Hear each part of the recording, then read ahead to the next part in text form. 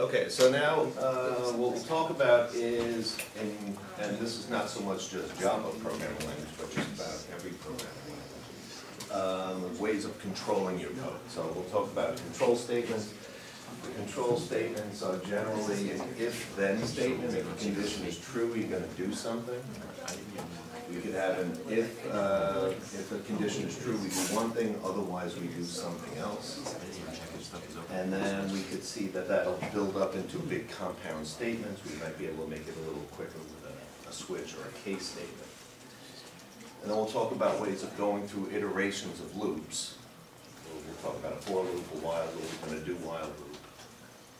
And go-to statements, depending on if your language has a go-to statement or break or continue statement. Okay, so the basic format of an if-then statement, it's pretty much every programming language would have something like this. You're basically going to say if, and then you're going to have a boolean. There'll be a boolean, so it'll either be something that's true or false. And if what's in here evaluates to be true, then the very next statement, it could be one statement or it could be an open bracket and then a bunch of statements until the close bracket. But the very next statement will then run. If this statement is not true, then the very next statement will not run.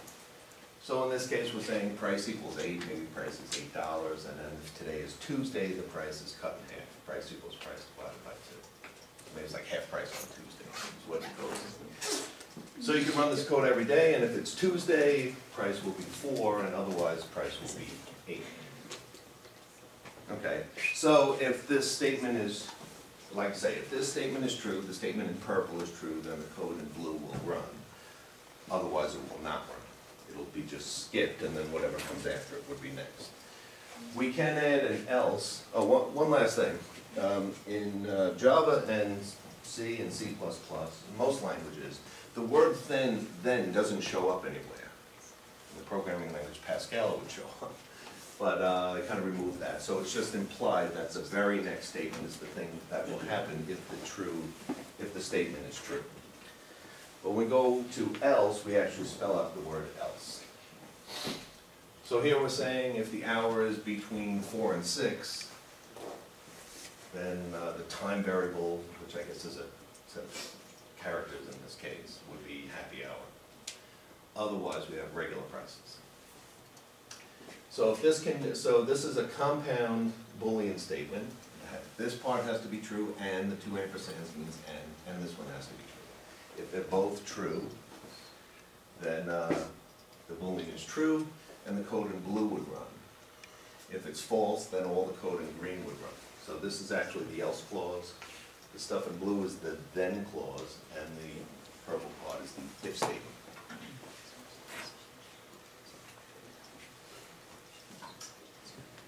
So you may find that you have a lot of conditions. Maybe like if today is Monday, the specials are burgers, and if today is not Monday, well then if today is Tuesday, the special is chicken wings. And if today is not Tuesday, and also not Monday, it's the only way you can get here, then if today is Wednesday, we have something else. And you could think about it, this could keep going. This could be a very, very big if-then-else clause. Well, we could build them like this. Then there's the idea of a switch statement, and we'll kind of show how we could build a very large if-then-else clause like the last one using a switch statement in a little while. But right now what we're doing is we're looking at a variable, and we're basically jumping to a label based on that variable. So for example, if you have a location, and the location equals a certain field, it will jump to the first one it finds a match to. So for example, if your location variable was Long Branch, your code would jump to this label, and then the city would be Long Branch, and the state variable would become New Jersey, the country would be USA. If the location was just New Jersey, then what would happen? It would skip over this and just jump to here, and then set state to New Jersey and country to USA, but the city would not be set. So you're jumping, and then from there you just keep running. And all the lines of code after that get run, These are actually just labels, so they'll end up being skipped. Okay. Okay, and then we actually, last class, we kind of went through an example of a for loop. So the way a for loop works is you would say for, you have an initialization statement, and what they typically call a termination statement, but it's basically a Boolean expression that will either be true or false. If it's true, the loop keeps running. And then you have a statement that generally increments, but we went over last class, we had it decrementing, so it doesn't have to actually be an increment. But this is the way the language is specified. So the initialization sets the beginning of the loop. It is executed before the loop starts. It's executed one time, the code that's here. Then this termination condition keeps being checked, which is a Boolean, and it's either true or false. If it's true, the loop will then run again. The code in here will run, and then at the end of the running, whatever code is here will run, and then we'll go back up and check again to see if we should run the loop an extra time. So an example of that would be this loop. So here we're setting a variable with sum is 0, and we're now saying for, so we're going to do this loop for the condition. I is initialized to 0, so that'll be run once. I will be set to 1. And then as long as I is less than 11, I will keep getting iterated at the end of each loop. So the sum, which is 0, will be sum plus the sum plus I. And that'll keep happening over and over and over until the condition I is less than 11 becomes true. As long as that is true. If that becomes false, it'll stop. So it'll happen for I equals 1, and 2, and 3, and 4, all the way up to 10. So at the end of this code, the sum would equal 1 plus 2 plus 3 plus 4 would add up to 55.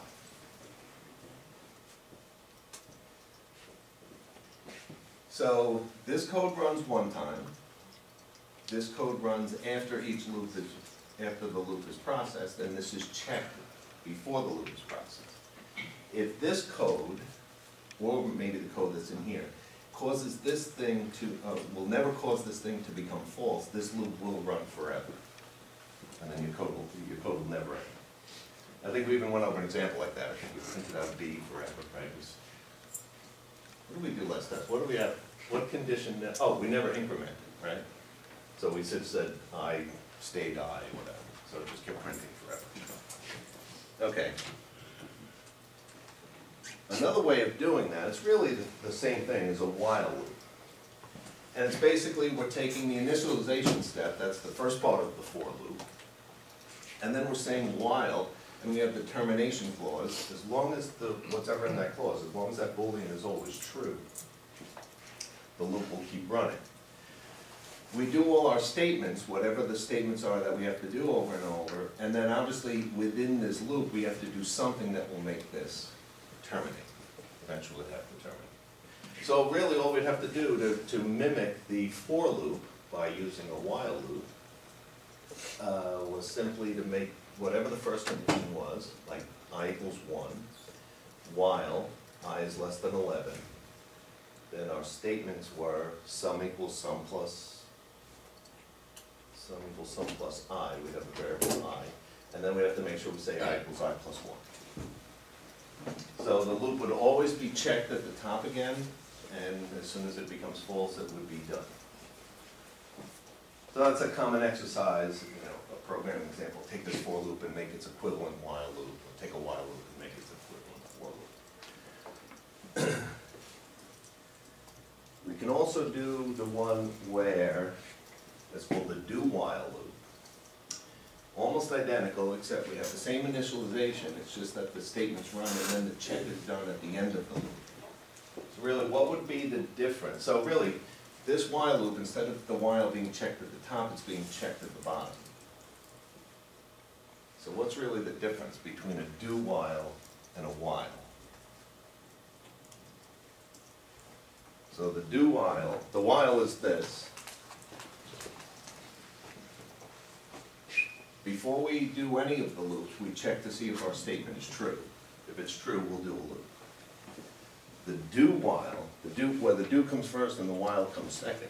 The do is at the top, and the while is at the bottom. So you're saying while this condition is true, keep going. We check it at the end of the loop as opposed to at the beginning of the loop. So is there really any difference? Operation is performed. The extra operation is performed. Right, or yeah, or at least once. It's guaranteed to run at least once. So if you find yourself in a situation where you knew it had to run at least once, or you didn't care if it was true or not, the code needed to be run at least one time, then you might want to do a do while. Okay. Okay, so now they add this. It's sometimes considered, some authors will say this is bad programming practice to do this, but you can use a break statement. And in a break statement, wherever the break statement appears, it means whatever the open paren and closed paren that this appears in, you will break out of that.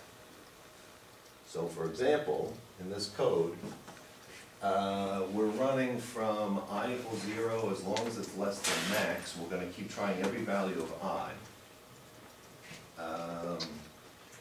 We keep adding 1 to, let's say, the index that we're trying to look for, and we keep looking through an array to see if we find the letter X. As soon as we find the letter X, we say break, which means we're going to break out of this for loop. So we're done with the for loop. And it looks like our point is we want to have the variable first X be equal to the index of the first X, and then just stop. Now, does anyone see, like, would there be another way to do this same task, the task we're trying to do here? So it looks like we're trying to find the first X and know what its index is. So we're letting the for loop go through like an entire array, but we're saying if we ever find an X along the way, then let's just stop. Let's bail out of this loop. So would there be another way to make this loop stop when it finds the first X?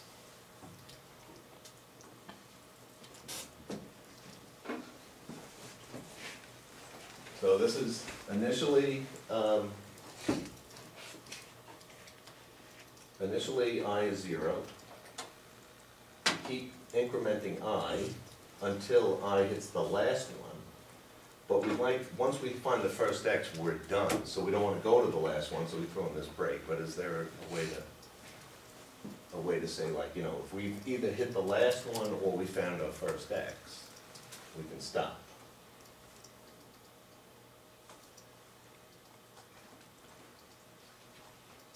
Have an idea? I mean, this is our condition that makes us stop. I is less than max, or we could say or, we have an or condition, or AI equals X, and stop it there. But this is just kind of, it's spelling out better that what we're actually looking for. We're searching everything, but as soon as we hit our first X, we're going to stop, so we'll break out that code. Okay? If we want, we could label the break. Okay, so the reason for labeling the break is you might find yourself in a situation back here. This break means get out of this, what it's contained in, which is this loop. Now what if you have something nested inside several loops and you want to not break out of, so let's say for example we're looking through a two-dimensional array, and we have one variable, which we call the outer one, going from 0 to 10, and then another variable going from 0 to 10. And then we're looking through an array for, let's say, the number 100, and the first one we find we want to leave. But we don't want to just break out of this for loop. We actually want to break out of the outer for loop, right? Because break means leave the loop you're currently in. But if it's a loop inside of a loop and you want to like get out of both, you almost, I mean, you could break out of one and then have another break which breaks out of the second one. But what you can also do is you can say break and then give a label. What loop do you mean when you want to break out of it, instead of using the default of the inner loop? we could put a label up here saying outer, and it will break out of the outer for loop. So we'd be done searching again.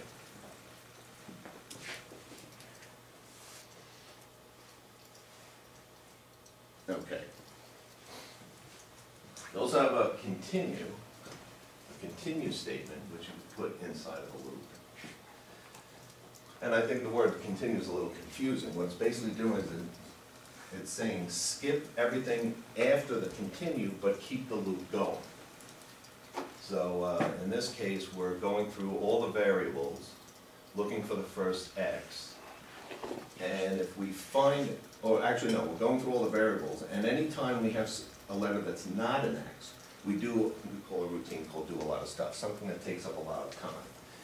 So what we might want to do is if we see the variable is an x, we can say, well, skip this thing if the variable equals x. So we could say if the array, the element we're looking at is currently equal to x, we can continue, which means skip around this work, go to the end of the loop, and then continue with the loop, but skip this part. I don't know, does that seem confusing that they use the word continue to mean skip what's after the loop? But so continue means continue letting the loop run. We're not breaking out, we're not bailing out. But I don't know, maybe the label should say skip remainder and continue. Should maybe be the word. Okay. Okay. Then using the concept of a break, we could take what we talked about before and make a big compound if then else statement. So rather than say if today is Monday, do this, else. If today is Tuesday, do this, else. If today is Wednesday, instead of doing a big long if then else, we could take our case statement and we could say, so we'll do a switch on today, and if today is Monday, then our specials are burgers, and then we break, which will take us out down to here, and we continue down here. We wouldn't run the Tuesday and the Wednesday too. If today is Tuesday, the special would be chicken wings, and then we break, and we come out of this. So using a switch with breaks is sometimes a cleaner way of doing a compound if then else statement. Okay.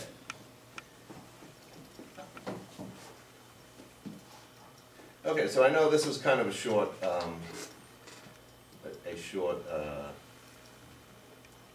talk on control statements, but I just wanted to have all the control statements covered. So any questions about, the control statements, or is one better than the other, or what situation would you pick one over the other?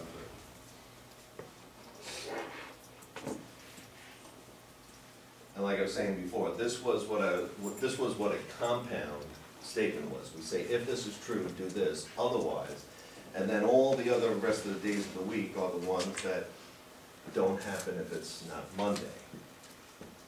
And this code, as you can see, could get very, very large, where using that switch statement with the breaks would make it, cleaner and easier to follow. Okay, so, yeah, any questions on the, yeah? You hear a lot of people say they don't like to use breaks. I mean, I don't know if you've ever heard that, but. Yeah, well, I guess it's more in debugging. So if you're running code and you call a routine, you're expecting it to run to its completion, and then when it comes back to you, you can assume it all ran, and then if this breaks, it's sometimes hard to trace when it stopped running. I guess it's also difficult for the next programmer to come along and read and follow what the control of the program is doing. They're convenient. Yeah, oh yeah.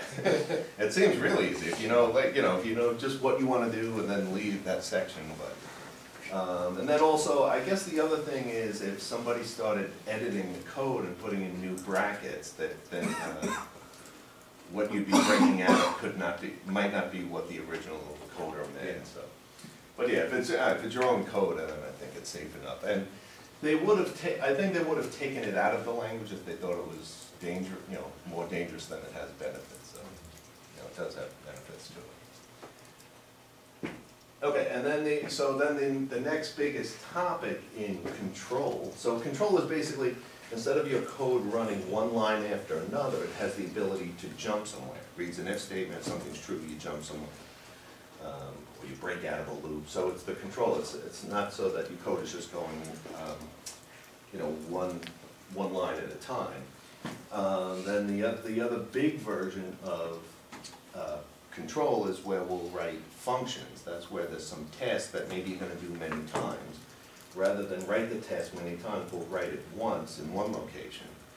And then our code can call it, jump to it, and then have it jump back to us, and we can perform that task many times. So yeah, that'll be our next talk, is on functions, which is still under the hood of control, you know, programming.